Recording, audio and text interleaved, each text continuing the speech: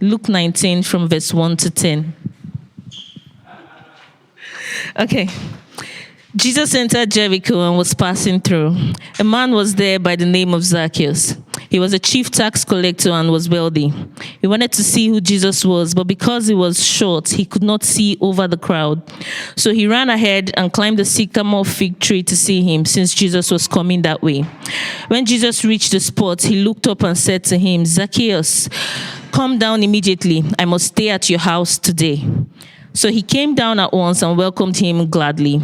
All the people saw this and began to mutter, "He has gone to be the guest of a sinner." But Zacchaeus stood up and said to the Lord, "Look, Lord, here and now I give half of my possessions to the poor. And if I have cheated anybody out of anything, I will pay back 4 times the amount." Jesus said to him, "Today salvation has come to this house, because this man too is a son of Abraham." Verse 10, "For the Son of Man came to seek and to save the lost." May God bless his word in our hearts. Morning, everyone. If we haven't met before, just to quickly introduce myself, my name is Micah, or Mike. It's really nice to meet you. Please do say hello later. And I want to start with a saying that I'm pretty sure everybody here has heard some version of, okay? It is the saying, "You can tell a lot about a person by the company they keep." You can tell a lot about a person by the company they keep. I'm pretty sure we've all heard it. Maybe most of us, if not all of us, have said those words. And even if we haven't, I think if we're honest, they're words that all of us live by, aren't they? You know, mums worry when their son falls in with the wrong crowd. Or if you think about like sponsors who are pretty quick to drop their golden athlete the moment that they're discovered to be connected to the wrong kind of people or the wrong kind of group. Or it maybe only takes a bit of a scan over BBC News over the last few days about a certain former member of the royal family to show us that this is a saying all of us understand quite well, isn't it? Each of us, not just here, but each of us as a human race draws a line somewhere. And across that line are the people that we won't be associated with. We don't think of ourselves as judgy people, but for each and every one of us, there is a group of people who we absolutely do not want to be associated with or confused with.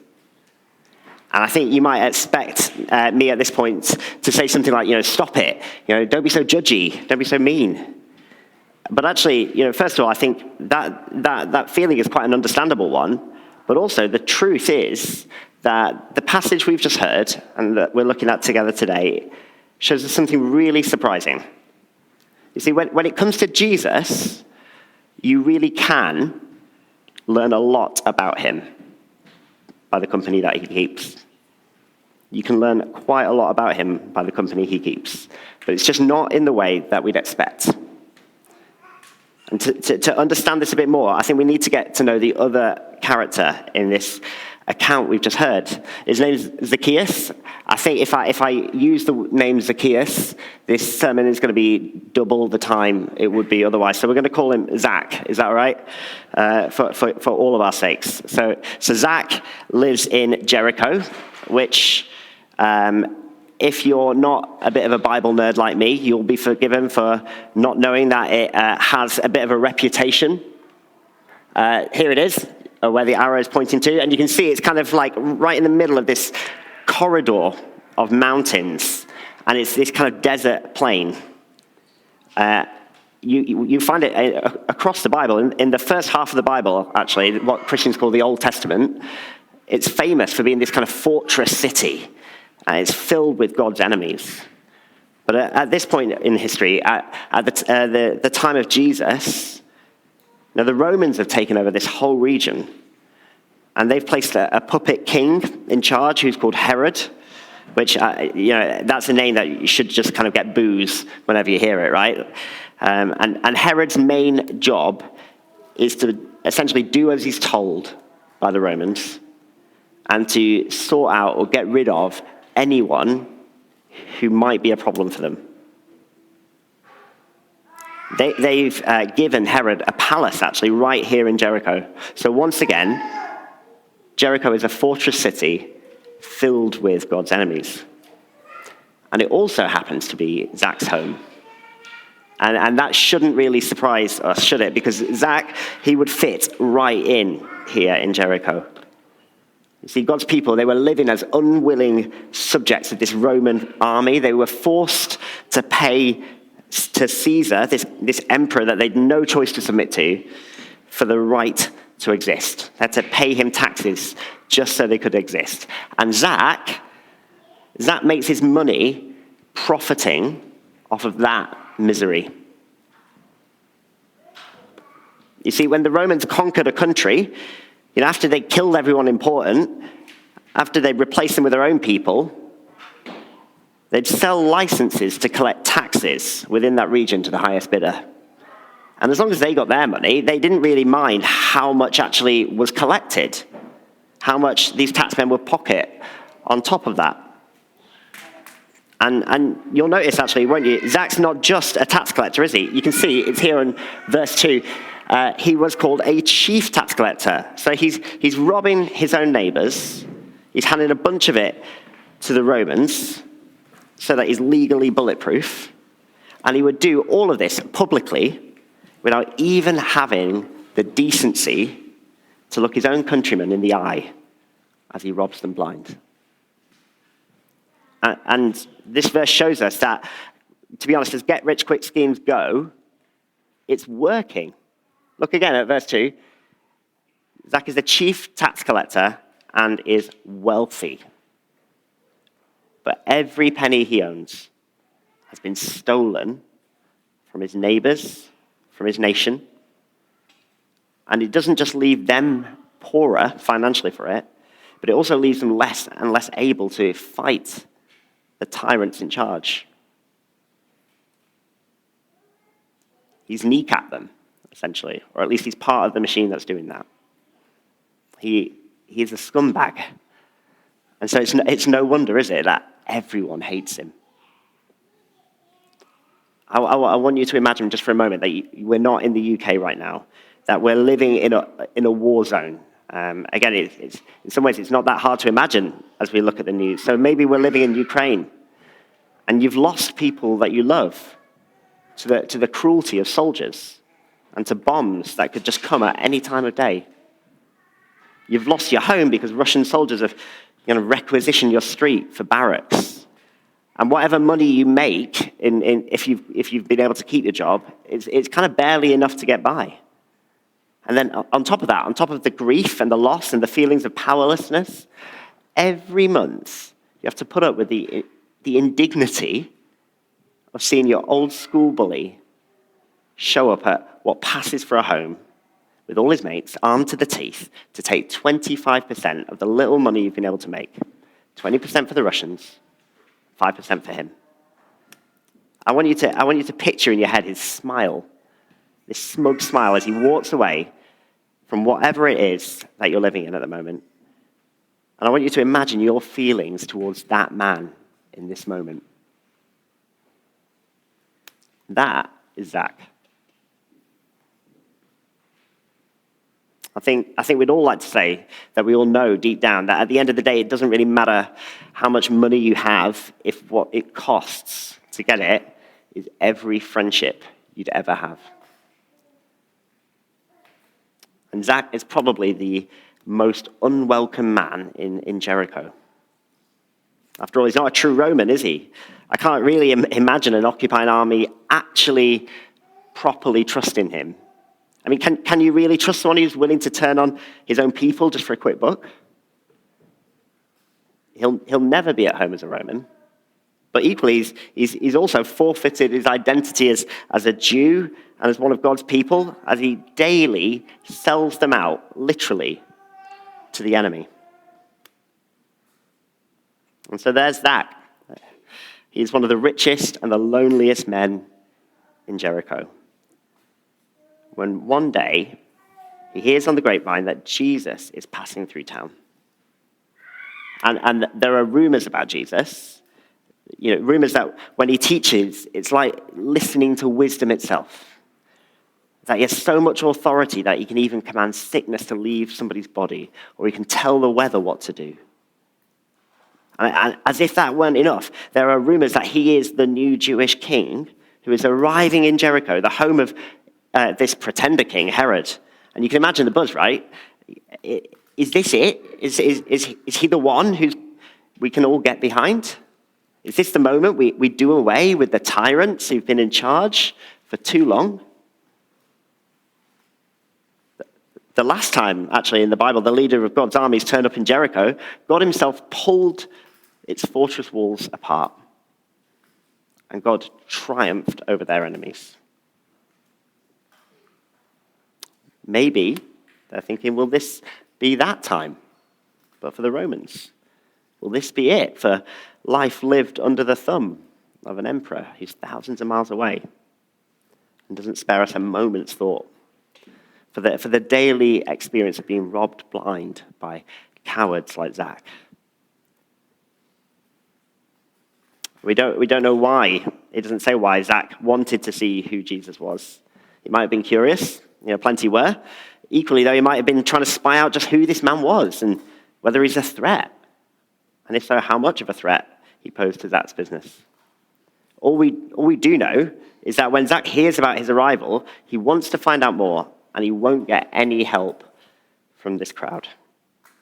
You can imagine it, can't you? Here he is. He's this kind of short little man with short man syndrome who is desperate to see what's happening. But between him and Jesus are this crowd of people who are dreaming of a day when men like Zach are at the first century equivalent of like The Hague. If I was Zach, I don't think I'd be asking myself if they'd let me through.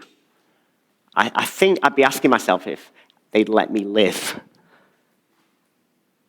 I wouldn't be wanting to push through that crowd. So what does he do in this moment? Well, he's determined to see Jesus. And he's so determined, in fact, that his next two actions would be seen as probably two of the most personally shameful and embarrassing things he could have ever done. Firstly, he runs, which, not too weird in Birmingham in 2025. But in Palestine in 33 AD, grown men never run. They don't. Children run, slaves run, important men never run. He'd be wearing these robes, and he'd have to hoik up his robe so he didn't fall over, kind of running like this. It would have been utterly embarrassing. And he'd have had to be really legging it so that he could beat the crowds who are moving so that he can get in front of them. That way he doesn't have to come in contact with them. And he has to do all of this so that he can do the next shameful thing. Okay, he climbs a tree. Again, not too weird for you or me today, but just remember this, again, it's first century Palestine. Grown men do not behave like children. Not to mention, actually, I mentioned he's wearing robes. Underpants hadn't been invented yet. I'll leave it at that. But Jesus has arrived in Jericho, and he's swamped by this crowd of people who are hoping, against hope, that he is this warrior king that they've been waiting for.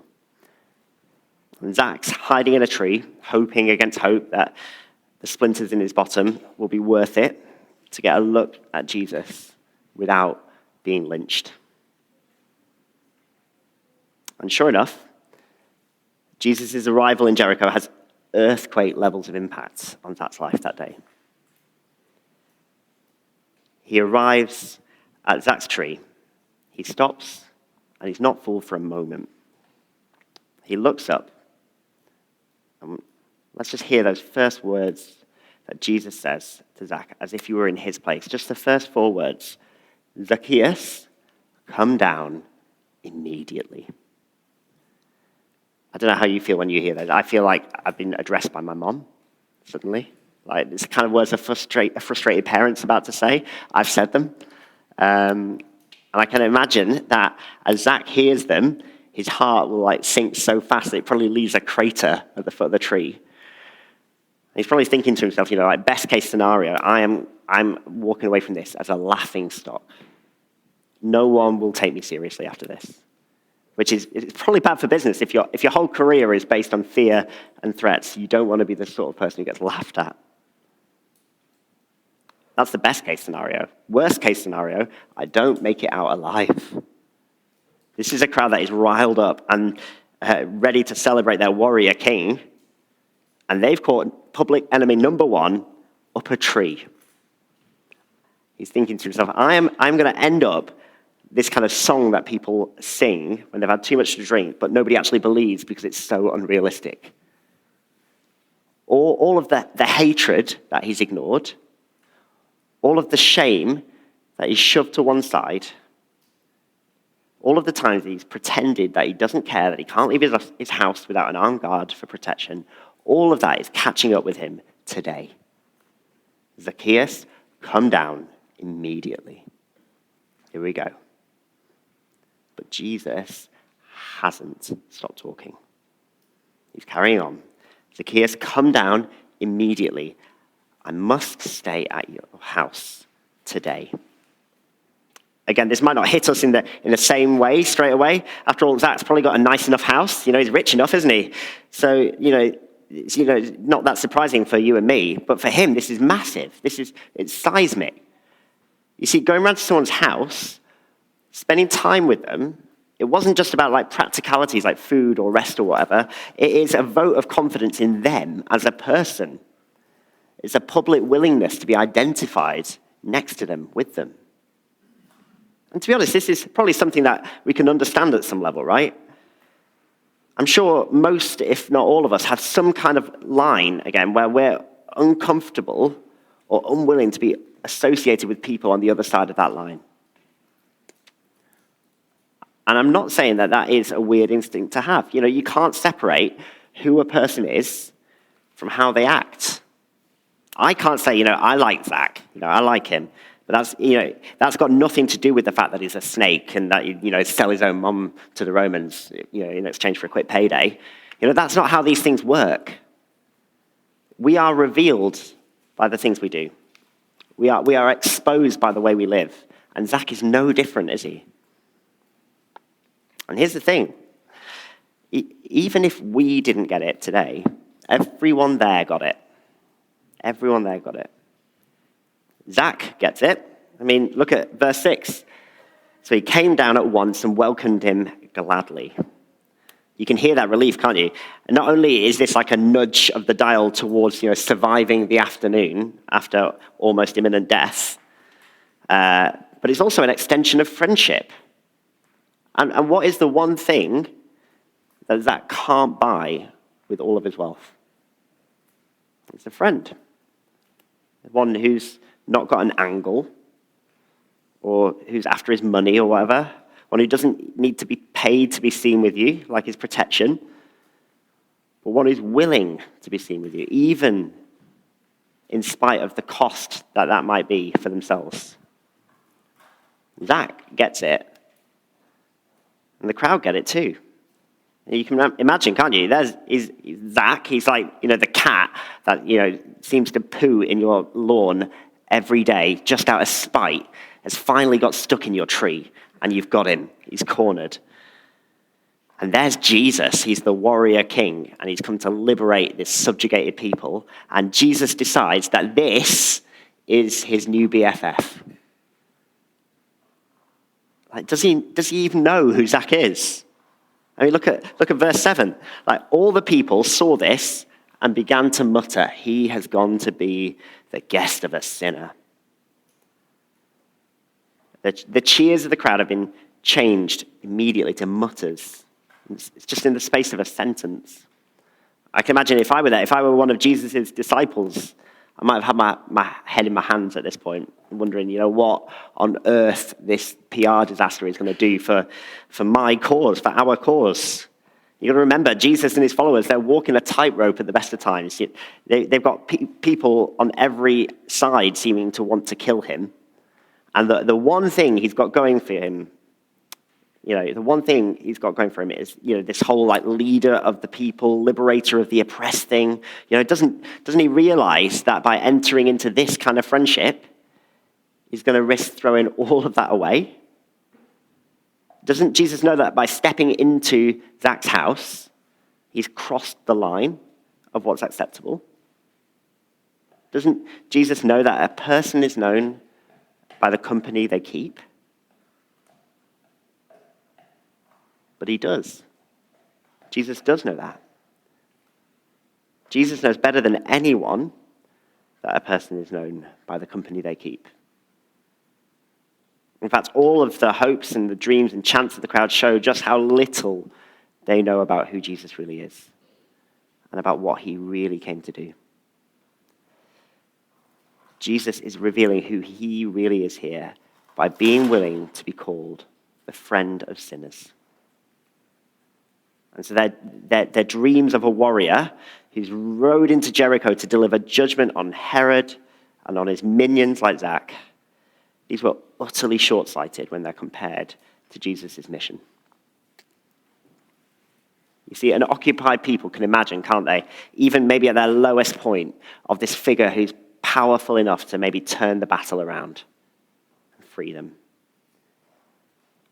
But I'd say it'd be pretty hard for that same people to imagine one who is powerful enough that he could bring about peace and restoration between himself and those tyrants, between his oppressed people and their tormentors. I mean, I don't know what you think of when you think about Jesus. Maybe it's you're thinking of a person with like an interesting set of rules and ways to live your life, or maybe it's just like this kind of vague, fuzzy feeling left over from primary school assemblies, but nothing solid. I think in these 10 verses, we've found a scandal that is so solid that if you try to sink your teeth into it, they break. You see, I said earlier that every one of us can instinctively draw this line of acceptability somewhere. We might all have different places we draw it. And, some people might have, like, higher tolerances of what's acceptable and lower ones. But I'm willing to bet that wherever it gets drawn, the worst of the worst, right, are over on that side of the line, and we're safely over on this side of the line. And the scandal at the heart of that story is that Jesus crosses that line. Wherever it's drawn, Jesus will cross the line of acceptability in order to bring in the people on that side. That's what we'll learn about Jesus by the company he kept. Jesus is, and always has been, the friend of sinners. And this matters. It really matters to us. Because how we feel about this will shape how we relate to Jesus. It did for Zach, didn't it? The crowd are muttering about Jesus' choice of associates. When Zach gets up and says, "Look, Lord, here and now I give half of my possessions to the poor. And if I have cheated anybody out of anything, I will pay back 4 times the amount." Here's the thing, when you're Zach and you've done the things you've done, it is easy to believe that you are too far gone. The betrayals you're guilty of mean that restoration is a closed door behind you, and the only way forward is to double down on the choices you've already made. Make no mistake, that behavior is absolutely deadly. It will poison every relationship you have, especially your relationship with God. In the end, if you believe the lie that you are too far gone, that there's no hope for someone like you, that is the thing that will destroy you. But we could learn from Zach. If we learn from him, a man who is covered in shame for the things he's done, but who actually dared to hope that Jesus might really mean it when he offered friendship. That is the power that can transform us. It is the only thing that can transform Zach from having this love of money that is so toxic that he will extort anyone and everyone around him if it makes him a profit, to having a willingness to make amends above and beyond what he stole, even if it ruined him financially. So if you are on that side of the line and you think you are too far gone, can I ask you this morning if you would be willing to dare to believe the good news that Jesus has crossed the line to be near to you? He has taken the shame that you would never express. He has shouldered the stuff that you would never even consider confessing to. He has borne the blame so that you could have confidence that you, yes, you, are not beyond hope. But if you're here and you're on the other side of that line, on the safe side of that line, this matters to you too. Because here's the thing, here is the question you and I need to ask ourselves. Who drew that line? Who drew that line? You see, we might well be on the safe side of our line, mightn't we? But God didn't draw it. You and I did. It is very easy to feel secure when we are in charge of the boundaries. But leaving aside for a moment that the fact that just because we're on the safe side of our line doesn't mean that we're not past somebody else's. Ultimately, it doesn't matter how we think about our behavior, does it? God gets to draw the line, not me. God is the true king. Not just of this contested piece of land in the Middle East, not just of this world, but of every atom in the universe. His authority is so huge that we could combine every single significant leader in history, from Caesar to Churchill, or from Genghis Khan to Gandhi, all of them, with all of their combined influence and authority, they'd be like a dandelion seed in a thunderstorm before the living God. And when he draws that line, it is between those who run to him as king and those who would reject him. There isn't a middle ground. You and I can't live our lives neutrally without reference to him. We're living in the house he made us. It'd be the same as if a dad had built a house for their child out of love, brick by brick. And the moment that child got access to that house, without even a thank you, they've changed the locks, they've blocked his number. That's not neutral behavior. That is a committed and settled position about how they feel about their dad. God has drawn the line, and it's his opinion that matters. And so the question is, which side of the line are you and I on now? That's the unsettling question, I think, but here's the good news. And this is where I want to land today, really.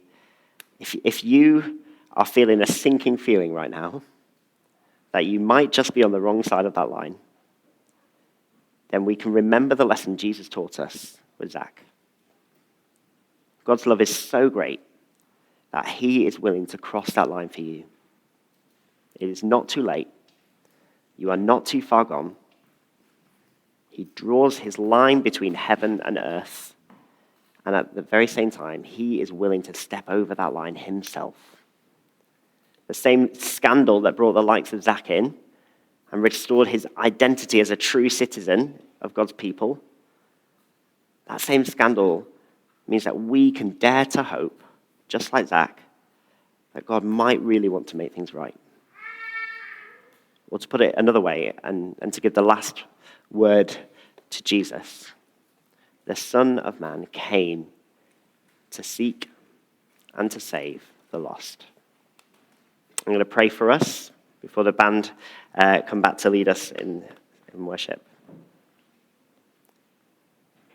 Father, we thank you that as we see the restoration of Zach, the kindness of Jesus, that we see your heart.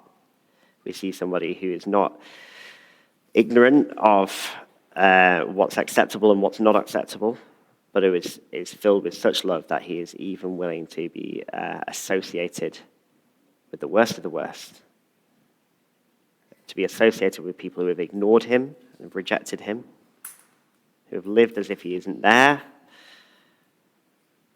or doesn't matter, and to bring us back into right relationship with yourself. We thank you for Jesus.